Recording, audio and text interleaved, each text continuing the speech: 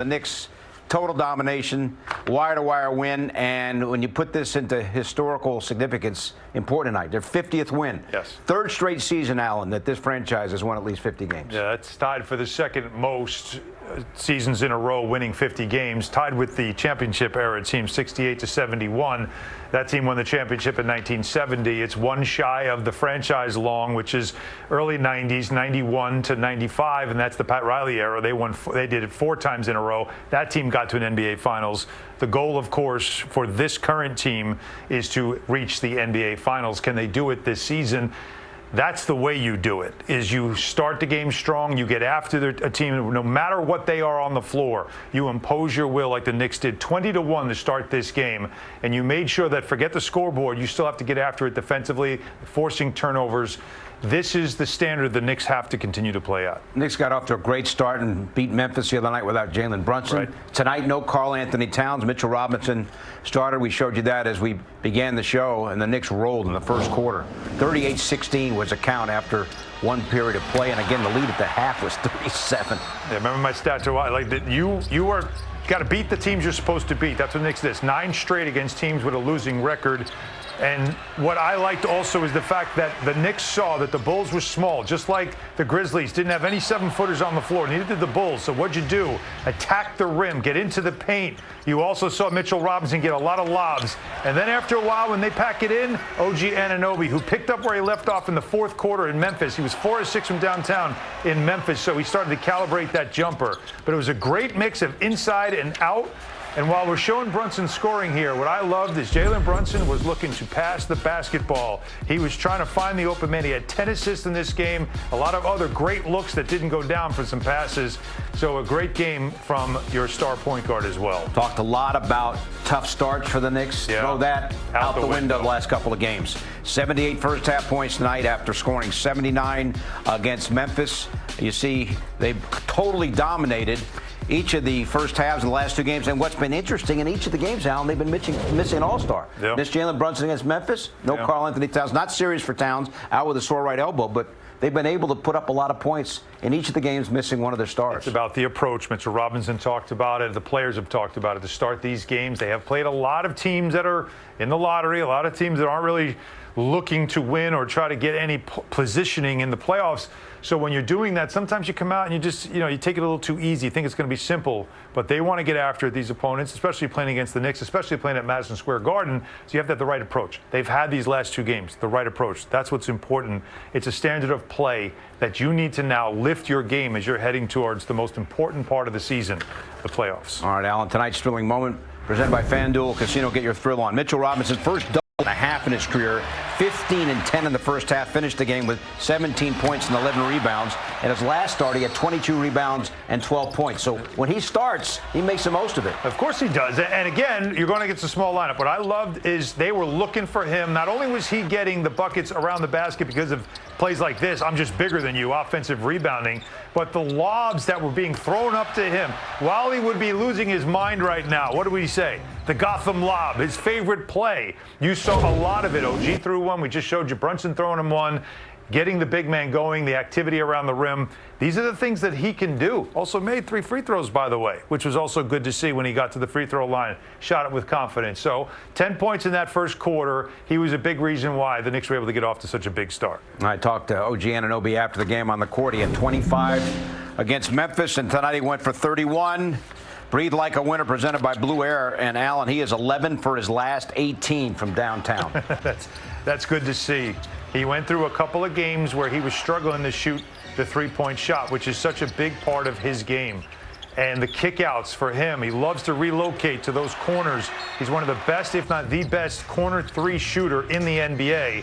And for him to have calibrated that 3 in the fourth quarter in Memphis and to see it carry over now into this game, that's important. We know when he is on a roll, when he's feeling that from the 3-point line, the Knicks are just a different team. We made the point, you made the point, talking about this game and on the pregame show, Chicago's no size.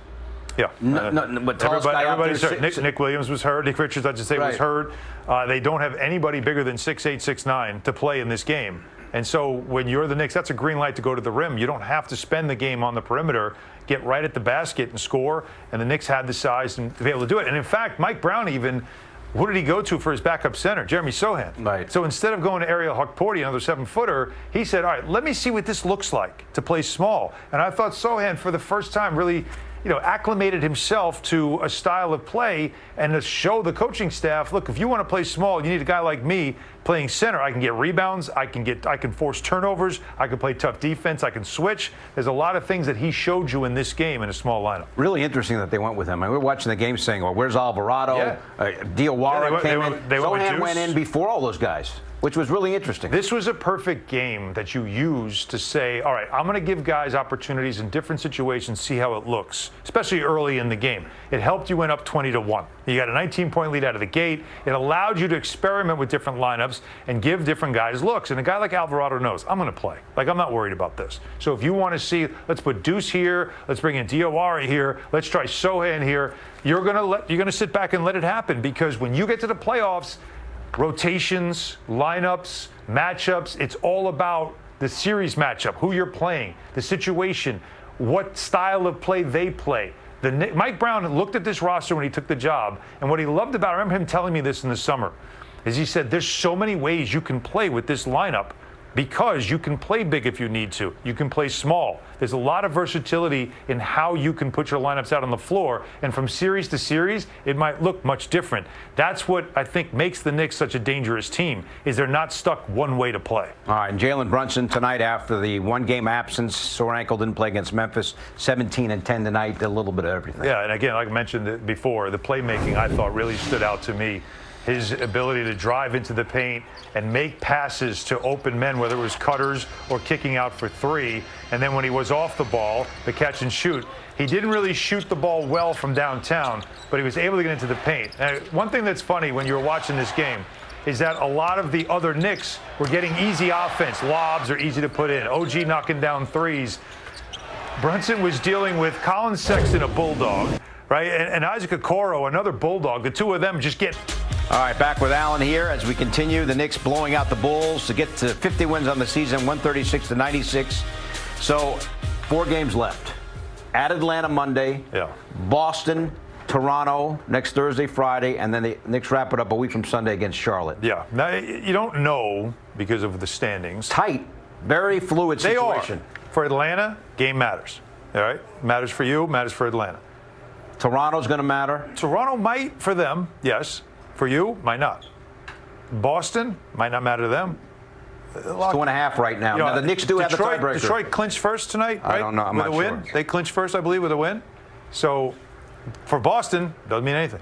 You know what I mean? So a lot of times we look at these games ahead and go, oh, these are important games. Well, Boston wants to lock up second. That's what I mean. Yeah. I mean, they're almost virtually there. By the time we get to Friday's game. Right. They're up 2.5 basically with 4 to go. That's what I mean. Like they might not need that game, might not be important to them. And it doesn't mean anything when it comes to season series. It doesn't mean anything tiebreakers or any of that stuff. So that's why, like, we look at it and think this is going to be a tough schedule, but you never know how games are going to end up. The Charlotte game might not mean anything either. You don't know by the time you get to the end of the season, because they might be already locked into a play-in. They're working their way, still within striking distance of being a top 6 team.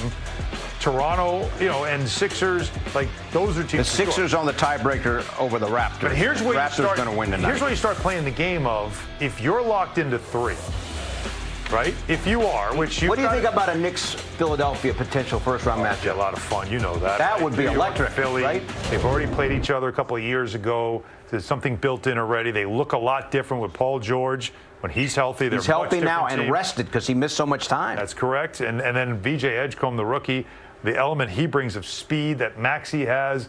Yeah, that's a fun series. Nick Nurse, I mean, he always pulls out every trick he can possibly pull out when he tries to stop Jalen Brunson. And then flip side. The guys, they never lose in Philadelphia. They play down there. It's a home game for them. They love it. So, Knick fans travel. That building was a takeover of Knick fans in that first round a couple of years ago. The Embiid of it all, whether he's Embiid healthy, factor, right? And, like, it becomes a really interesting, fun type of potential series that you would enjoy. But you certainly don't want to take it lightly, because that backcourt, they are lightning fast, they are tough, and Edgecombe's already proven he might be a rookie, But he comes in his place, he doesn't play like one. A lot yet to be decided, for sure, over the final week and change of the regular season. Mike Brown, in his first year, leads the Knicks to at least